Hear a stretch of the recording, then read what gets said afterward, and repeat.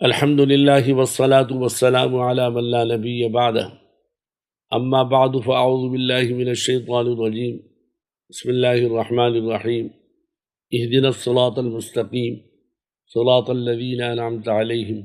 غیر المغضوب علیہم ولا الضالین۔ معزز سامعین کرام، 20 اکتوبر 2018 کو رائے کے علماء کی ایک جماعت جن کی تشکیل ہوئی تھی اس بنا پر کہ بڑے بڑے مدارس میں علماء کرام سے ملاقات کریں، چنانچہ یہ حضرات دارالعلوم کراچی میں مفتی تقی عثمانی صاحب سے ملے، بنوری ٹاؤن گئے،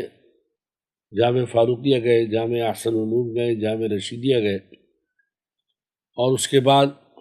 یہ حضرات جامع بنوریہ عالمیہ میں بھی میرے پاس آئے اور ان حضرات نے رائے کے اجتماع کی دعوت دی اور ساتھ ہی دعا کے لیے کہا، اور یہی ان کا ایک طریقہ کار ہے علماء سے ملنے کا۔ اس کے بعد جب ان حضرات سے گفتگو شروع ہوئی تو انہوں نے مجھے ایک نصیحت کی کہ آپ جو ہے مولانا سعد اور دوسرے لوگوں کے درمیان جو شورا کے درمیان اختلاف ہے اس میں آپ جو ہے فریق نہ بنے۔ میں نے ان حضرات کو جواب دیا کہ میری کوشش یہ ہے کہ آپس میں اتحاد اور اتفاق پیدا ہو، قطعاً میں فریق نہیں ہوں اور نہ میں بننا چاہتا ہوں نہ ہوا ہوں۔ دوسری بات یہ ہے کہ میں ایک مدرسے کا مدرس ہوں، ایک مدرسہ چلا رہا ہوں، میرا اس سے کوئی تعلق نہیں ہے کہ میں کوئی فریق بنوں، اس لیے کہ دعوت و تبلیغ کا اپنا کام ہے۔ میں نے حضرات کو کہا دعوت و تبلیغ کا کام عالم اسلام کے اندر اس تبلیغی جماعت کے کام کی وجہ سے لوگوں میں دینداری، لوگوں میں داڑھی نماز پیدا ہو رہی ہے، اور الحمدللہ یہ کام بڑی کامیابی سے چل رہا ہے۔ لیکن جب ایک نیا آدمی تبلیغی جماعت میں آئے گا تو آپ اس کو کیا کہیں گے کہ فلاں مرکز میں جاؤ، فلاں میں نہ جاؤ، فلاں والوں کی بات سنو، فلاں کی نہ سنو۔ نتیجہ یہ ہوگا کہ نیا آدمی دونوں سے بری ہو کر وہ بے نمازی بنے گا۔ جس مقصد کے لیے مولانا الیاس رحمۃ اللہ علیہ نے اس جماعت کو بنایا تھا، دعوت و تبلیغ،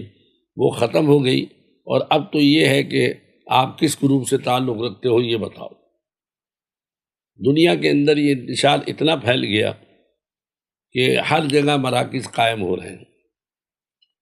اس کی بنیادی وجہ آپس کا اختلاف ہے۔ تو لہٰذا میں نے دارالعلوم دیوبند کو بذریعہ خط اور بذریعہ میڈیا یہ اطلاع بھیجی کہ آپ نے اگر فتویٰ بھیجا ہے کہ مولانا سعد صاحب نظام الدین والوں سے غلطیاں ہوئی ہیں، تو ان کا رجوع بھی آیا ہے۔ جو مولانا طلحہ صاحب نے شورا کو خط لکھا ہے دارالعلوم دیوبند کی، جبکہ وہ شورا کے رکن بھی ہیں، انہوں نے کہا کہ جب مولانا سعد صاحب کا رجوع ثابت ہے تو اس رجوع کو شائع کیا جائے، کیونکہ دارالعلوم دیوبند کے فتوے کی وجہ سے نزاع اور اختلاف پیدا ہوا، کیونکہ دارالعلوم دیوبند میں ہمارے اکابر کی جو خدمات ہیں وہ بھولی نہیں جا سکتی۔ دارالعلوم دیوبند نے جو خدمات انجام دی ہیں آج تک ہم اس پر فخر کرتے ہیں، لیکن اس فتوے کی وجہ سے علماء میں دو گروپ بن گئے، مختلف علاقوں میں دو گروپ بن گئے۔ تو دارالعلوم دیوبند اگر رجوع ثابت کر دیتا ہے تو نتیجہ یہ ہوگا کہ وہ اختلاف ختم ہو جائے۔ دارالعلوم دیوبند نے ابھی تک اس کا کوئی جواب نہیں دیا رجوع کا، جو ان کا حق بنتا ہے کہ جب انہوں نے فتویٰ شائع کیا ہے تو رجوع ہے اس کو بھی شائع کریں۔ اس رجوع شائع نہ کرنے کی وجہ سے نقصانات بڑھتے جا رہے ہیں۔ تو میں دارالعلوم دیوبند کے ارباب حل و عقد سے بھی گزارش کروں گا کہ وہ اس بارے میں غور کریں تاکہ امت میں اجتماعیت پیدا ہو۔ دوسری بات یہ ہے کہ نظام الدین ہی ایک مرکز ہے جس پر دنیا کا اتفاق ہو سکتا ہے، اس لیے کہ بنیاد نظام الدین سے چلی ہے۔ حضرت مولانا الیاس صاحب، مولانا یوسف صاحب، مولانا انعام الحسن صاحب، ان سب کی قبریں بھی اور پوری زندگی بھی نظام الدین ہی میں لگی ہے، اور کام کی ابتدا بھی یہاں سے ہوئی۔ اگر ہم چاہیں کہ دنیا کا کوئی اور مرکز بنائیں اور وہاں پر اتفاق ہو تو یہ کبھی بھی نہیں ہوگا۔ اب نظام الدین میں کوئی بھی مہتمم ہو، کوئی بھی امیر ہو، وہ الگ بات ہے، لیکن نظام الدین ہی کو مرکز بنایا جائے۔ حاجی عبد الوہاب صاحب، اللہ تعالیٰ ان کی عمر میں برکت عطا فرمائے، انہوں نے فرمایا کہ جو لوگ نظام الدین چھوڑ کر گئے ہیں، مولانا ابراہیم دیولہ صاحب، مولانا احمد لاٹ صاحب، اسماعیل صاحب، مولانا اسماعیل صاحب اور دیگر علماء جو گئے ہیں، وہ نظام الدین جائیں اور جا کر آپس کے اندر کوئی اختلاف ہے، ہر جگہ ادارے میں اختلافات ہوتے ہیں، کچھ مسائل میں اگر مولانا سعد صاحب یا نظام الدین والوں کی طرف سے کوئی غلط باتیں ہیں تو وہ غلط باتوں کو دور کیا جائے اور آپس ہی کے اندر کیا جائے۔ یہ اختلاف باہر آنا بڑا نقصان دہ، لہٰذا حاجی صاحب کی بات مانتے ہوئے مولانا ابراہیم صاحب سے، مولانا احمد لاٹ صاحب سے میں درخواست کروں گا، مؤدبانہ درخواست کروں گا، آپ اتفاق کا سبب بنے، اختلاف کا سبب نہ بنے، اور اتفاق اسی صورت میں ہوگا کہ جب ہم نظام الدین کی طرف رجوع کریں۔ بمبئی یا دہلی میں دوسرا مرکز بنانے سے یا دوسرے مراکز بنانے سے کبھی بھی اتفاق نہیں پیدا ہوگا۔ یہ اختلاف اتنا بڑھے گا کہ آئندہ نسلیں توبہ کریں گی اس بات پر کہ ہم اپنے بچوں کو دعوت و تبلیغ میں نہیں بھیجیں گے، نہ معلوم کہ وہ کس جماعت کے اندر جائیں۔ تو اس لیے ان حضرات کے ہاتھ میں، یہ پرانے بزرگ ہیں، سمجھدار ہیں، اس لیے مولانا حاجی عبد الوہاب صاحب نے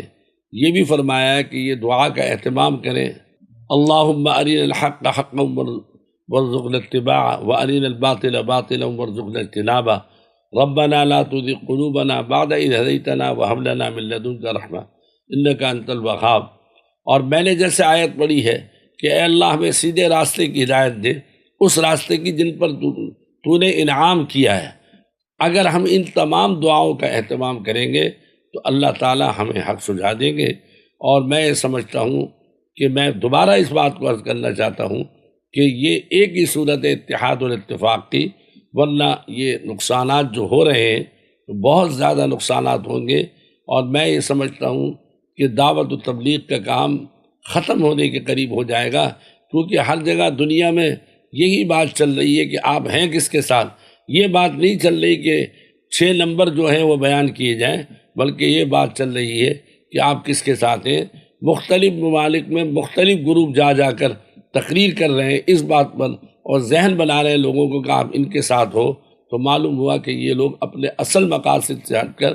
دوسری طرف لگ گئے ہیں، اور باطل کی طاقت، باطل یہی چاہتا ہے جو ہم لوگ کر رہے ہیں۔ عذرائے کرم میں پھر درخواست کروں گا کہ تمام لوگ جو ہیں وہ نظام الدین کو مرکز بنائیں اور نظام الدین ہی کے ذریعے جو ہے اپنے مسائل کو حل کریں۔